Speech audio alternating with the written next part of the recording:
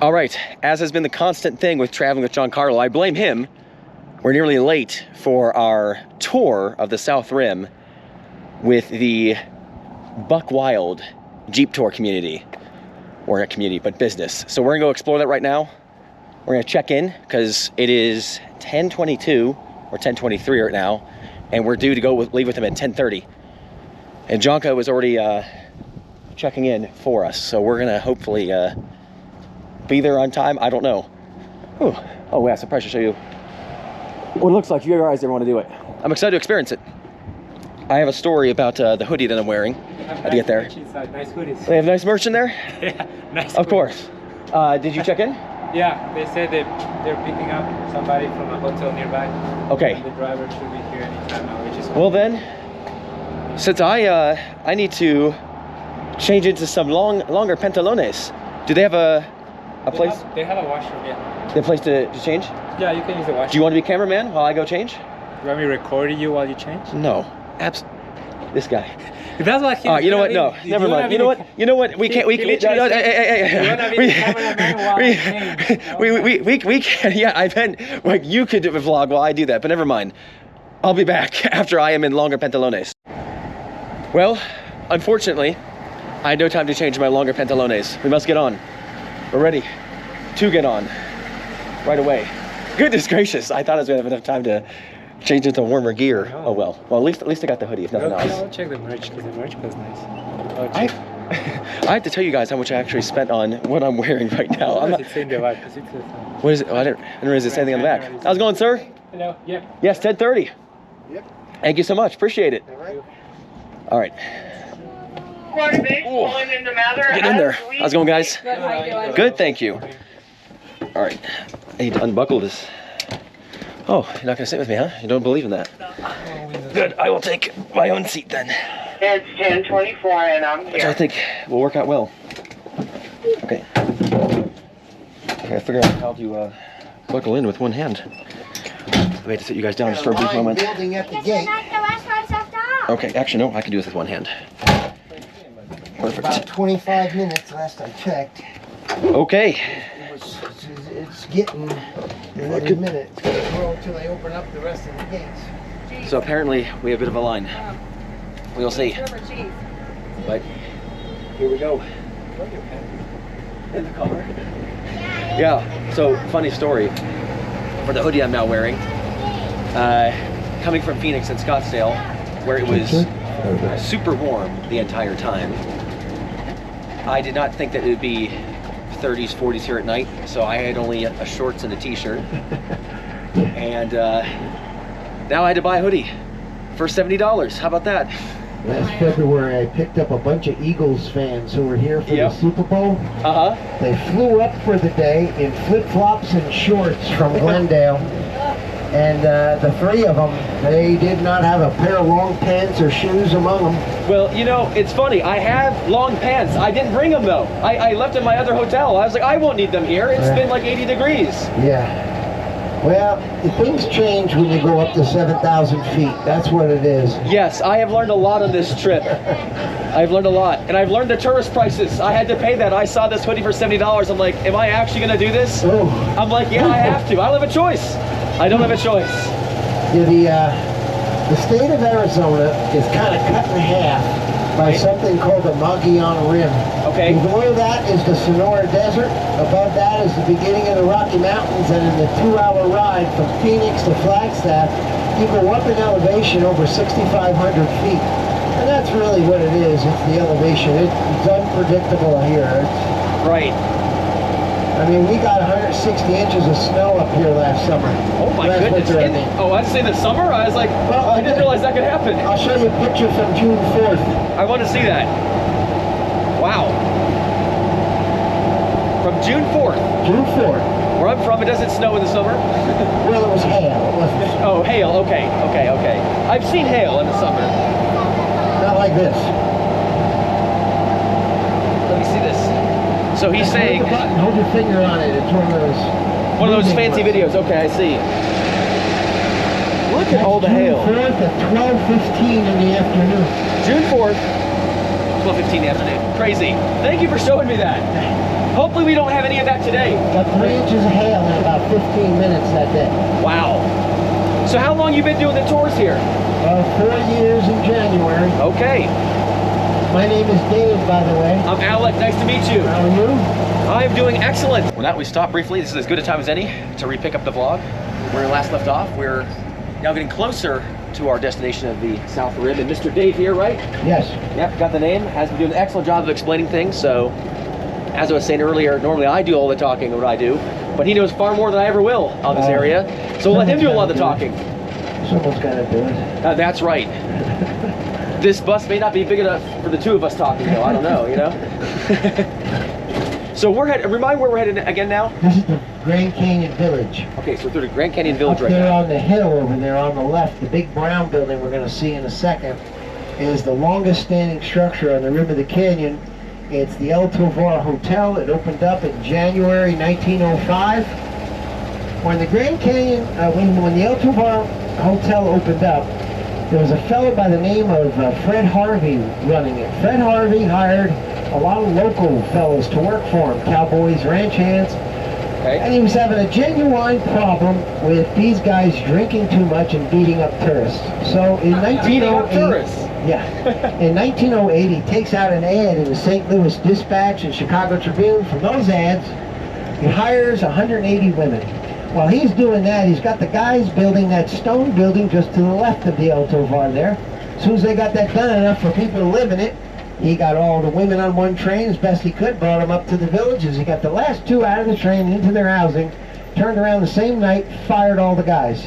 And they made a movie based on that with Judy Garland in 1949 called The Harvey Girls, Wow. based on that true story So, there. yeah, little true story. Yep. So, no more tourists got beat up then? No more, only emotional beatings after that. Hey, those could be just as bad, Yeah, you depending know on what? I am here to tell you. depends on how you look at it. Yeah. Pick your, you know, your beating. Yeah. Okay, as we go up here, this hotel, in addition to the Harvey Girls, has been the setting for 15 other movies. The last one was National Lampoon Summer Vacation with Chevy Chase. So how much does it cost to stay at this hotel per night? In the summertime, it's like $400 a night. Okay, that's what I estimated yesterday. Yeah, and that's Hopi House. That's Indian art and artifacts, crafts. That's a Mary Coulter designed building, copying the thatch kind of architecture that the Hopis use. Wow. And Mary Coulter, she had a hand in pretty much every building in note. She did the interior of the El Tovar here. And the El Tovars had 7 different presidents stay there. Foreign heads of state. Albert Einstein stayed there for a week. Wow. Lyndon and McCarthy. I mean, if you're a luminary, that's where I guess you have to stay. Yeah. Because I guess they can secure the area better. Well, the real question is, with that amount of famous people have stayed there, have you stayed there, Dave? No. Okay. I don't have $400 a night to spend on a room. Not when I can stay. I'll camp out before I spend $400 Smart man. in a room. Enjoy God's wonderful nature. Yes. So this train started running in 1901. It's the Grand Canyon to Williams Shuttle. Only 2 stops, nothing in between, and you never do see the canyon from the train. But the train is the reason the hotel got built. The Santa Fe Railroad, when they finished their extension up to here, the only kind of lodging they had in 1901 were tents and lean-tos. The train started bringing people that weren't going to stay in a lean-to, so they financed the building of that hotel, as the train companies used to do back in those days. The one up in Banff, they financed, and there's one in Colorado also that they financed back in the late 1800s. The second oldest building on the rim of the canyon is coming up right around this bend. This log building is the front desk and lobby original for the Bright Angel Lodge. 39 years ago, they built another one just next to it over there on the right. You look over on the left, you're going to see the Mules coming into view. And the Mules, when they go on a train down to the bottom, they come around that building on the blacktop, across the tracks. Then they go down about 70 yards, come up behind that yellow sign by about 15 yards. Yeah, You're going to see a set of handrails over here on the right. Those handrails are the very beginning of the Bright Angel Trail. From right there, it's 9.5 miles to Phantom Ranch, 23 miles to the North Rim. Yeah. And then right down here, this is the Hermit's Rest Trail. Hermit's Rest is 2 trails. There's a circular trail that goes down into the canyon 4 miles at the end of it. And on the way out to it, 7 miles, 6 different stops along the rim. Wow. It's closed to vehicles except for December to March 1st. And you guys remember from yesterday's episode, we were exploring that Angel Trail. Very fun. Very fun experience. That Bright Angel Trail takes you out to Powell Point, to Hopi Point, the Abyss. There's some really good spots. Powell and Hopi are worth a walk out there just to see them. We're going to make a left and get out of the village here. And onward to the adventure, no doubt. Yes. These mules over here on the left, they're all half horse, half burro. No such thing as a mom or dad mule. They're all born sterile. And the mules kind of tie into the Yavapai a little bit. They have a few things they don't like. They don't like getting wet. When it rains, they pack in under that awning there so tight, trying to stay dry, they look like they're at a bus stop. Wow. Then they don't like to walk on something they can see through. Okay, so at the bottom of Yavapai Point, you're able to see a 440-foot suspension bridge. The bridge was built in the 1930s so people could come down either the Bright Angel or Kaibab Trail and access Phantom Ranch, which was also built in the 1930s. When they built the bridge, when they got it done, they had a day set aside where they were going to walk a fully loaded pack mule or two out onto it to test it. But instead that day they learned that a mule won't walk on something it can see through, and the bridge has a metal mesh bottom on it. Didn't have a cover on it yet. Okay. And if you go to GrandCanyon.com, you can find the links to the black and white pictures they took that day of anywhere from 5 to maybe 10, 12 guys trying to get them mules out on the bridge. And they weren't successful, right? No luck. Those mules are pretty strong. Mules are smart. You know what? They're all about self-preservation, those mules. That's why that's the safest way up and down to the bottom is on a mule. Right. Up there on the right, that is a library now, but from 1945 to 1989, that was the Grand Canyon Phantom Schoolhouse. They did kindergarten to the 12th grade in there for 45 years. As we come up to the top of this hill on the left, there's going to be a little cemetery. The cemetery is the Pioneer Cemetery, and it's got the remains of people who had some sort of historic connection to the Grand Canyon. John Wesley Powell's in there, the man who led the first expedition of Europeans down the river. Mary Coulter, the architect, the Cole brothers, Elliot and Ellsworth. They opened up an art studio in 1901 on the rim. Pete Berry, the prospector's in there. We're at a spot here at about 7,000 feet. That's 1,000 feet higher than any place east of the Mississippi. Wow. A crazy area, really. I don't know how I was so ignorant of not knowing that these temperatures are so different here. I mean, it's like the top of the mountain back east, you know? Yep, it is, right. That's why people fall here, because you don't have to earn the right to get to the top of the mountain to fall. You start out there. Yeah. So there's no, like, mountaineering sensibilities to be at the top of the mountain. You just got to drive up to it. Right. But these days, people only fall generally. The only time somebody falls, because the trails are pretty well marked. You guys went down them. They're hard to fall off of. Yes. These days, when somebody falls from the trail or the rim, it's generally when they have a selfie stick in their hand. Is how it happens now. I feel like I'm getting called out. Right. I wasn't directing that at you. No, I mean, it is true, though, because, like, It if you're happens doing... regularly here. Yeah. I can imagine. And plus, like I said, when I saw so many people exhausted coming up from it, you're not thinking how you were when you're going down.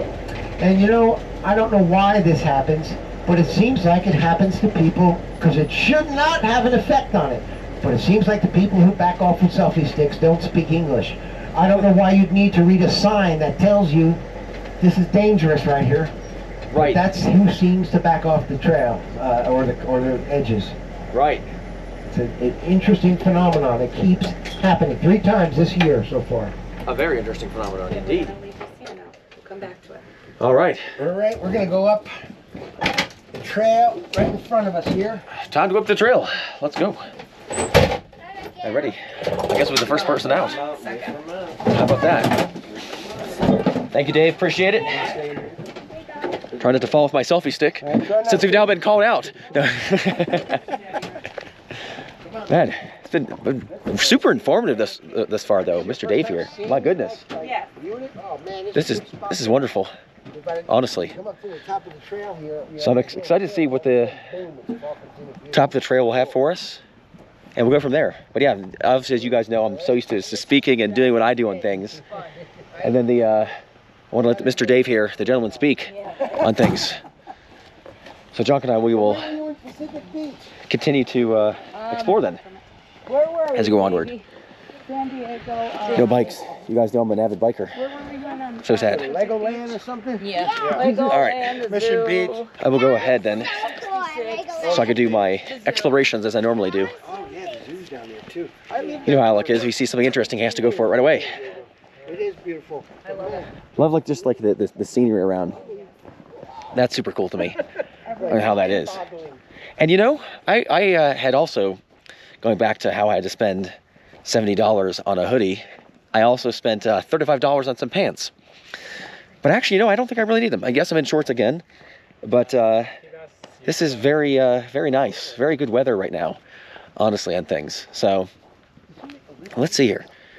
Let's see where I go with things. I'm trying to just show around everything. Oh man, there's a view here that I really want to show you guys. We have to get to the entrance of it right away. I need to, because this is absolutely gorgeous. Goodness gracious. All right. Look at that. How beautiful is that? Absolutely amazing. Come down here. Okay, beautiful. Perhaps I shall let the actual tour guide show us the way rather than me exploring onward, but we will keep moving with him. As far as I'm concerned, it's like if you're a musician, you make a living being a musician, you beat the system. You know? Well, it's a lot of, I will say this much. Doing content creation is a lot of work though. You gotta be consistent, your own boss, right? No one else is holding you accountable. Hey. And there's a lot of risk too involved in that, because up front, you know, all the equipment's on you, Yeah. trips are on you. Health insurance. Yeah, exactly. So, but I'm very blessed. I still would take it. Oh. If I could do it. I've made many mistakes. I've been doing this now, I'm coming on 7 years, and I would do it all over again. All mistakes and all. Yep. Oh my gosh, you weren't kidding, Dave. See, this is why we let the tour guide actually show us what's up.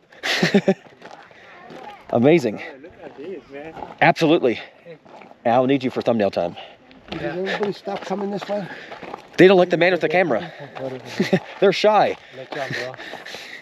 Jump, bro. But I mean, seriously, look at this. He is not kidding. I was showing you guys the view earlier, but this is something else. My goodness. If I can. Wow.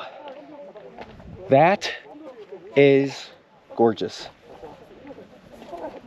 Absolutely gorgeous. I'm at a loss for words.